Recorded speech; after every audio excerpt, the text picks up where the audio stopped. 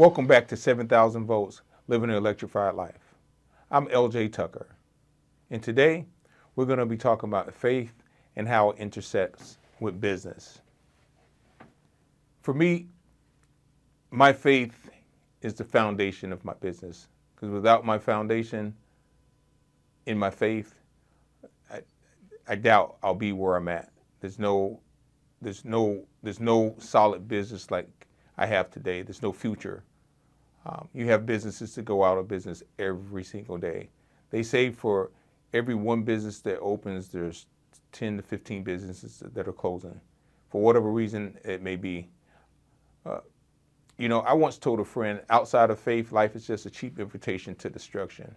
And you can see it going on if you focus enough in life, enough destruction, there's enough destruction around us to make you not run, but realize that you need a foundation into something. In me, my focus is, on positive affirmations. Is what's the next step? How and what can I do for the next step? Well, there's particular Bible teachings that allows me to get to that next step. It shows me through daily readings, daily devotions. Does that make me perfect? Absolutely not. Because if I was perfect, there'll be no need for a God. And so because of that, in all that ways, in Proverbs it says, acknowledge him and he will direct that path. Well, that's my approach to business. Not 1 year, not 2 years in advance, not 3 years. Although I like the chessboard and I can not move, but think 7 to 10 moves ahead against my opponent. That's not how God works, because God is not a chessboard. He's not a game. He said, in all that ways, acknowledge him. So I acknowledge him when I get up in the morning. I acknowledge him and ask for his guidance and protection when I'm 50, 60, 70, 80 feet in the air in my boom truck. I acknowledge him when I got a chainsaw in my hand, protect me so nothing else happens. We don't speak of those things. You don't have to speak it. I was cutting a tree down the other day in a tight spot where we couldn't really get equipment in. And the lady, I felt her energy. She's like, how are you? And I turned and looked at her. I was like, ma'am, don't speak it. She said, what? I said, don't speak it. If it's not a positive thought that you feel to say, please sit down and enjoy the show. She's like, she was looking confused. And I went on to continue my work. She's like, oh man, I thought you was gonna hit this screen enclosure. I said, ma'am, you hired a professional for a reason. And so when I'm working, I don't like to deal with the what ifs. Because for about any chance or reason I would have hit that bird cage, we carry the right insurances to take care of it. But the principle is you can't allow those voices or the outside distractions to drop that seed, plant that seed of doubt. Because remember when Jesus was walking on the water, he told Peter to come out. And when Peter started focusing not on Jesus, but he was walking on the water, he began to sink, because at that moment he lost his faith and he started to have doubt. And when you doubt, you'll start to sink. And so this is why my faith is very, very important to my everyday walk, especially in business and with my family. It's because with faith, all things are possible. You're going to hear me continue to say that. And when you keep it, God, he gave a set of directions. He gave a roadmap. And all we had to do is pick up his written word or listen to his written word and get those nuggets that we need to navigate through business, through our faith. My son David said to me the other day, out of the blue, he said, Dad, why isn't life fair?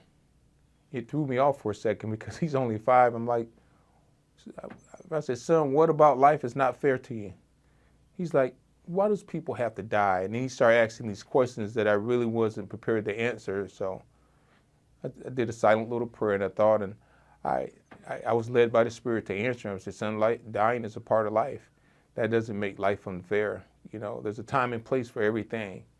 And I can only imagine in his little mind of like what even made him ask me that question.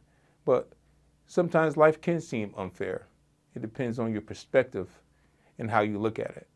And I choose to look at life in a positive, peaceful manner. Things are going to happen. What are you going to do about it? Are you going to rely on your faith for guidance? Or are you going to take matters into your own hand? Or the same faith that took care of you 1, 2, 5, 10, 15, 20 years ago is the same faith that's going to bring you through today. Sometimes life starts happening, we get busy and we forget to pray, we don't practice our biblical training.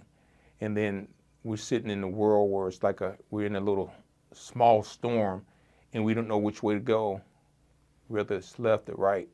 And we forget that we have a helper. And all we had to do is lock in and focus on our faith. We must die daily. You heard me mention that before. And when you die daily, you have the opportunity to reset your mind through the Holy Spirit and move forward in life, move forward in your business. I don't know who I'm talking to today. I don't know what level you are in life and where you're trying to go in life, but you can't do it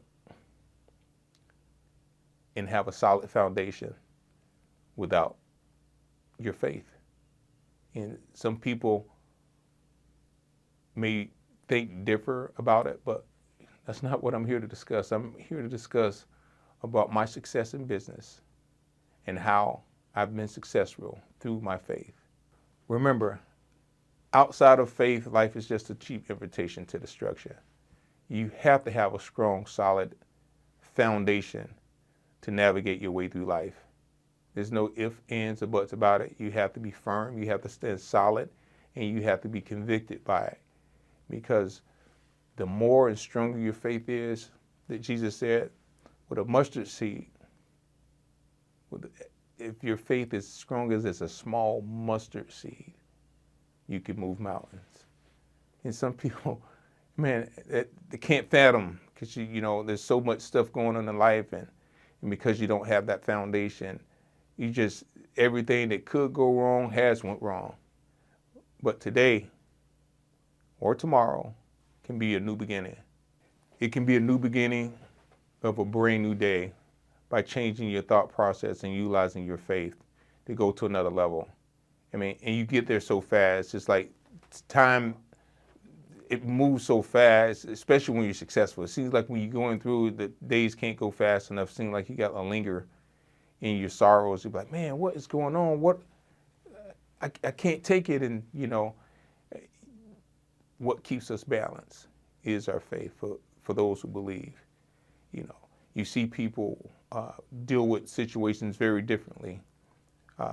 When times get hard, whether it's COVID or stock market goes down or something, without that faith, what do you have? Money is here today, is gone tomorrow, but that faith will stand strong. And without it, you have no alternatives. You have nothing to lean on or challenge you or help you to give you that strength that you need in those lean times. Remember, the same God that took care of you today is the same God that's going to take care of you tomorrow. Remember, God's not bound to the laws that we are, because he's spirit form. He's not flesh form. And I deal with these challenges and decisions when it's time to make purchases at times. Sometimes the flesh look at the numbers, $800,000, $200,000, $3,000, $80,000. Whether it's a vehicle I need to buy or a piece of equipment, it's your faith get challenged real quick because you look at the natural and be like, you want to say, man, that's a lot of money. How much? But the right way to react is say, Lord, lead and guide me. Lead and guide me today. How does he lead and guide you? Because your faith, he's going to usher you what you should do. Hey, my son, my daughter, that's not a good decision. Don't make that purchase. He'll lead you and guide you. There's no ifs, ands, or buts. If you're trying to force it, then it's not for you to have. If you got to force it,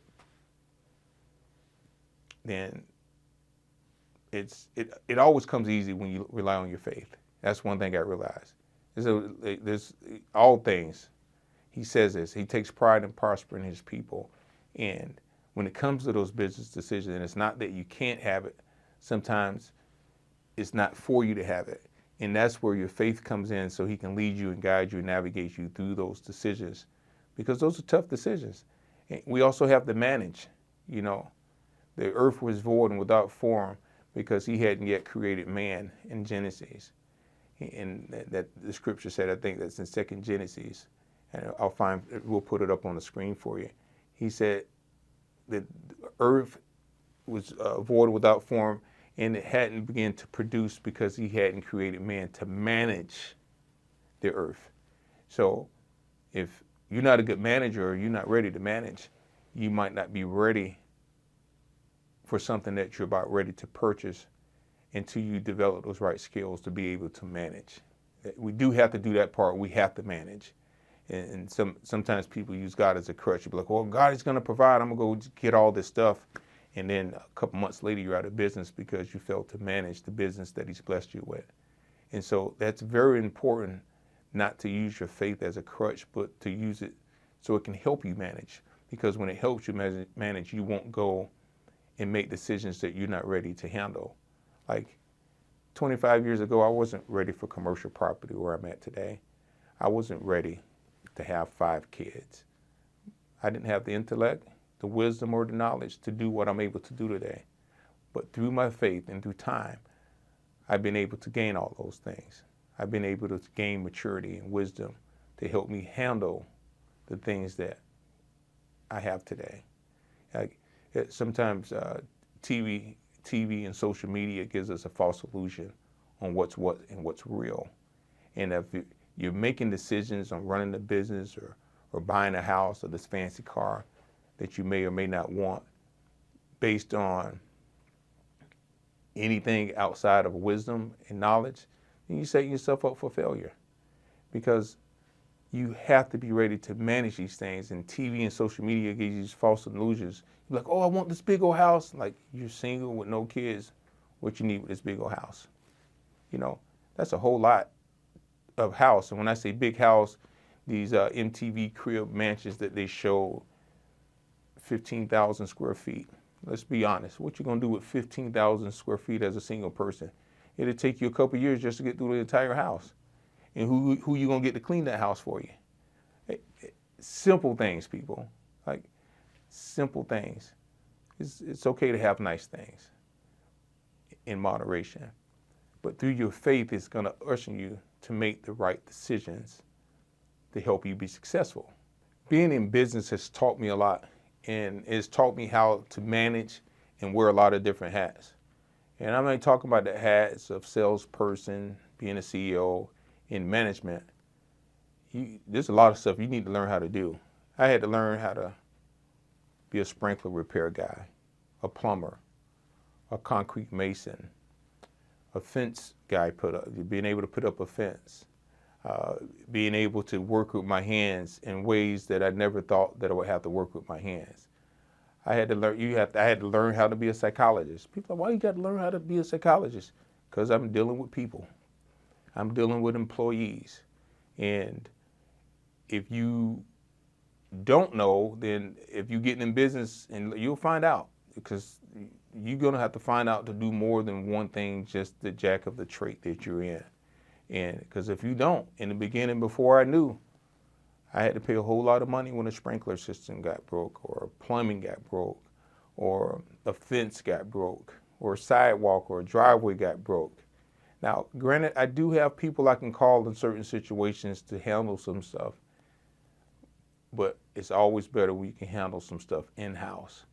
And that's a part of the growth. That's a part of the experience of being a business owner. I have to pick up the toilet bowl cleaner sometimes and clean the toilet. I have to vacuum sometimes. I have to go pick up paper off the property that may have blowed in from the street or somewhere. I have to pick up the lawnmower and mow. I have to get the pressure washer and pressure wash the sidewalk off. Those are aspects of business that you can't be too proud to be able to fill in the gap for yourself. Yeah, you can pay some people to do stuff, but certain things you're gonna have to do. Somebody might not show up to do a job, and you have to be willing to do it. And through your faith, it makes it so much easier. Uh, there's so many teachings and biblical teachings that prepares us for that. So it should never be a problem, because when your employees and people see you doing these things, it makes it easier for them to do it when asked upon to do it. And sometimes you don't even have to ask to do it. They'll do it because it needs to be done. And for me, it's satisfying. I don't mind doing anything, from vacuuming to wiping the desk down, to being, that's what a true entrepreneur is. You're putting in not 8 hours, you're putting in 8 to 14 hours or sometimes more in a day, especially in the early days. I remember before I got married to my beautiful wife, Adele, you know, I was the accountant. I had to do work by day. At night, I had to send all the estimates out from all the estimates. So I wore all the hats, from salesperson to technician to accountant, balancing the books. And I'm grateful that I had some experience in accounting by being a night auditor at the hotels. And I was very grateful for those experiences, because it taught me how to successfully run the business, and not just the business I'm in, any business that I want to venture in. I have developed a special set of skills that has allowed me to navigate through business. And because of it, God has blessed me to be so successful at it. And I'm ever so grateful. And I'm not saying that to be like, hey, I got a lot in this. No, because it didn't come easy. It came through practice. It came through my faith. And it came through just a continued effort of being the best that I can be, providing the best product and service that I can possibly provide. And it's through my faith that I walk every day. And I live by that faith, not only in my personal life, but my business life. The energy that I radiate from it is contagious, and it attracts those people that's like-minded. It attracts those customers that wants it done the right way. I'm not interested in the customer of the business, somebody that want me to cut corners. That's not my client. And I gladly let them know, hey, no, we can't operate that way, and we can't do it that way. And sometimes you get cussed out, sometimes you don't, but I operate in integrity, and my faith allows me to do it. Because what's for you, you're going to get. What's not for you, you don't have to worry about. They say you can't cry about spilled milk. I don't want to cry at all, even though at times I get emotional as a parent watching my kids grow and their little success, and just the natural part of life. You know, we have tear ducts. That's the natural part. So it's a metaphor when you say you don't cry over spilled milk. That does not make you emotionless. It's just, hey, you don't cry over spilled milk, and there's a time and place for everything. And you have to just navigate through life. There's times that I pour out when I pray and I talk to God. It gets emotional sometimes, but that's between me and Him. But by His grace and His mercy, we've been able, I can't say this enough, take a $40 post off from Home Depot and build this business that we have today that's one of the leaders in the industry in this area. And that's real important. I remember those small days. I remember going by that $40 saw for the first job that I got on Oakwood here in Oldsmar. Speaking of Oldsmar, man, this city, I had no idea when I moved to Oldsmar. It's in 99 or 2000, over 24, 25 years ago, that this was going to be my home and I was going to raise a family in this city. I had no idea that I was going to build a business in Oldsmar. And Oldsmar is one of the most beautiful places, in my opinion, on the face of the earth. And I fell in love with the city. And it's a great place to visit.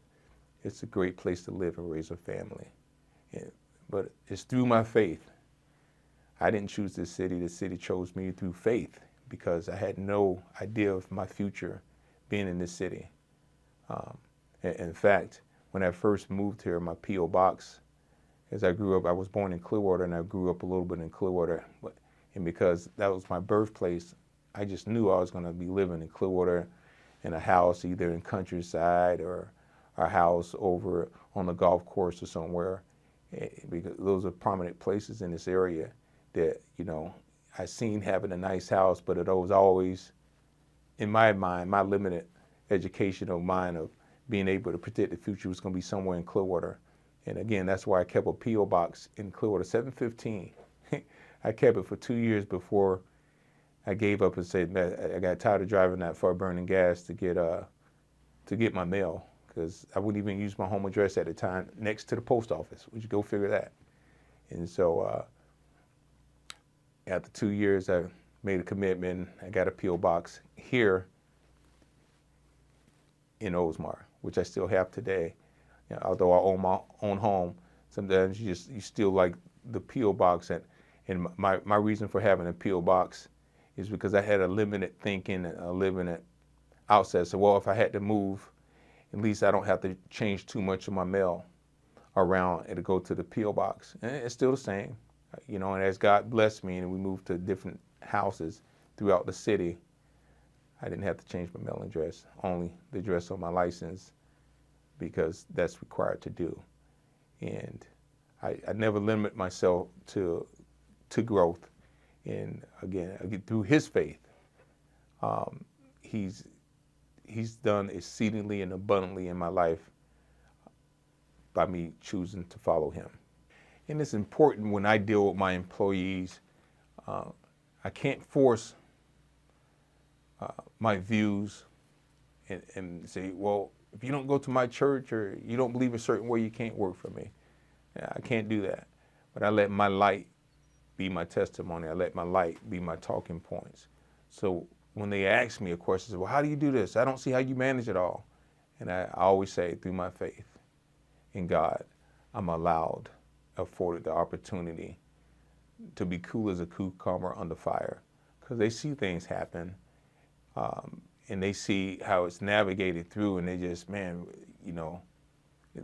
they're amazed. It's like, man, I don't know how he was able to predict that. It's sometimes the schedule can be one way and it's scheduled out. And then when I look at it and the Spirit's leading me to do something another way, and my guys seen, I say, oh, let's hold up. I don't, something's not right. We're gonna change the schedule out. And it always worked out, and we'll come to find out later on that the side of town we was going on was pouring rain, so we had it went, we weren't gonna get work any done anyway. Or there was a major accident on the only access road that we had to get to that location, and for whatever reason, we changed the schedule, and that's my reason being God led me, and I listened to his voice leading and guiding me. And if we had it went that way anyway, we wouldn't have been able to go get work done anyway. Now, there's been times I ignored it. I'm not going to say I hear him every time. There's times that says, don't go that way, don't do it. And then we get stuck and we can't get work done anyway. So there's always a flip side of that coin. When you don't listen, you're like, man, something told me that to turn down this road, and I did anyway. Now I'm sitting in a traffic jam, and there's no turnaround because there's a major accident, and you can't get through because the road is blocked and sectioned off where you can't. And then with us, we're in these big trucks that requires a CDL license, so there's no hopping and just turning around at a drop of a dime. You're stuck. You're knee deep in the middle of the highway, and you have to wait till they can get through the traffic. And sometimes your day is pretty much gone. Depends on what time it is, or you, as a business owner, that's never good when you got 4, 5, 6 people that's on a clock and you're not producing a revenue, and you're just sitting in traffic. They're being paid because they're on a clock, but you're not making money. And the name of the game in the business, you have to produce. You only can have so many days where you're not yielding the fruit. Because if you don't yield the fruit, you can't be in business. You have to yield the fruit. It's not the number one driving point, but it's a part of the process. And at the end of the day, we're in business to make money. And so if you led through faith, man, it becomes so much easier. It doesn't matter the state of the economy. It doesn't matter of a pandemic. It doesn't matter. That stuff don't concern those who believe. And it's never, for me, it's never even a talking point. It's people like, oh, how does these gas prices affect you? I have to tell you the truth, I haven't I haven't even looked at it. I can't, and I can honestly, I can't even tell you what gas is a gallon because I don't focus on it. God has blessed us. We buy it in bulk. Gas is delivered here to the office. They keep our tanks full. And only time I see it, I just see the expense report for the month for fuel. Sometimes it's between $3 and $5 grand that we paid that month. It doesn't matter how much we paid for a gallon because the same God that bless us to put food on the table, he's going to bless us to keep gas in the vehicles or fuel. We learn not to say gas, it's fuel because we have gasoline and we have diesel, predominantly diesel. We have 1,500 gallons of fuel on property and most of it's diesel. At least 1,000 gallons of it's diesel, the other 500 is gasoline. But you have to say fuel to make guys think so they don't put the wrong fuel in the wrong container or the wrong vehicle. So we use the word fuel so it doesn't confuse. You say gasoline and then somebody pull up to the tank and start putting gas instead of diesel. You have a whole new set of problems on your hands. So we want to be specific when we talk about fuel around here. You hear me often talk about my building and in this business, but because of my faith, it put me in the position to be able to buy, because this wasn't an easy decision. I was renting warehouse, different parking spaces, and this was what you call one of those leaps of faith to purchase this building. This was a large down payment. I don't remember, but over $100,000. And it's one of those leaps of faith. It's like, and I can hear the Spirit say, my grace is sufficient. And I won't get into the full details of all of the story in purchasing this building, but it was the right move at the right time. You know, and when you lean on your faith, you're afforded those opportunities to grow. If not, you don't grow. And I'm not saying without your faith, you can't buy a building and buy a car. That's not what I'm saying. I'm saying without your faith, you don't have a foundation. There's no solid foundation. We see tragic stories every day in our news. I'm not going to mention not a one because our focus is not on the tragic stories. But we see people with means, people with money, things happen all the time. Why? Ask yourself that. Why? I'm going to tell you why. No foundation. No faith, no foundation. You know, we choose faith over fear. We choose a foundation over money. We choose a foundation over the assumption, oh, I want to make money, I want lots of money in the bank, and then what? With no foundation, you have yourself as what we call is fool's gold. Like people, you hear from people when they need to be bailed out, but you never hear from people when things are going good. And so when I hear from certain people when they need to be bailed out, I take an opportunity to try to educate about their faith. I don't push it on them. I don't push anything. You got to want it. And it's in those moments when people, they constantly have to be bailed out, I say, you got to take this opportunity to ask yourself why you always need to be bailed out. If you learn from this opportunity, I promise you, if you learn from this mistake and where you're at right now, you'll never have to be bailed out again in your life. And that's the difference. When you have a foundation, you'll have fewer of those days where you need to be bailed out. And you learn and grow. That's the only way you can grow. We're all going to make mistakes. Doesn't mean we need to be bailed out. And utilizing your faith, you're going to make fewer mistakes. You're still going to make mistakes that you learn from because mistakes is just an opportunity to grow. Bad decisions is another opportunity to grow. But through your faith, it makes it easier to sit back and realize from your mistakes. That's when it becomes like a chessboard. And I can see, I'm like, after I make a bad move, I'm like, man, I hope they don't see. I'm sitting there having this conversation in my mind. I'm like, I hope he don't see it. If he don't see it, he in trouble because I messed up. And I try not to make those bad decisions in business or on the chessboard, because I don't like to lose, you know. And although I think I'm pretty good on the chessboard, I know there's some chess players out there probably just mop the floor with me because I don't get an opportunity to play chess like I used to when I was younger. My mind is still pretty sharp. I'm gonna hold my own. I'm not saying that you're just gonna beat me in a chess game. I'm just saying I acknowledge the fact that I'm not the greatest. I'm not no Bobby Fischer. I'm not one of the greats. I never played professional chess. I never played in a tournament chess in high school or any of that stuff. It's a special set of skills that I picked up along the way. I'd like to think I'm pretty good at it. I'm probably one of the best ones in my family at it, at least in my circle. I do have a few friends that's pretty good, and we go back and forth. I have a friend, Don Juan. We call him Don Juan. Don Perkins, Javon Ford. Those are my two main chess players, and we don't, you know, as life takes its course, we don't get to play as much. You know, with 5 kids, you know, Don's he's 30 years older than me, so we don't get a chance to play as often. But I'll be playing with him pretty soon, because that's one of the things I like to do to sharpen my mind. Outside of praying, you know, we have hobbies and stuff that we do that strengthen the mind. You know, sometimes we can shoot a game of basketball that's going to strengthen the body and strengthen your lungs from running up and down the court or playing tennis. But you find those things to bring that balance to your life. And these things are put here on earth like food that's going to bring balance to your life. I'd like to leave you today with choose faith over fear.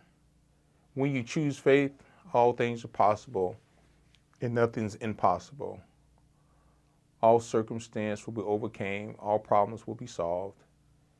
Would it be perfect? Absolutely not. It just puts you in a better place mentally, and it puts you in that place of peace that everybody searches for, directly or indirectly, and I choose peace. Thank you for watching. Remember to visit my website for more information, ljtucker.com. Be on the lookout for my book. It'll be coming out soon. Like, comment, and subscribe. Have a great week. Have a blessed day.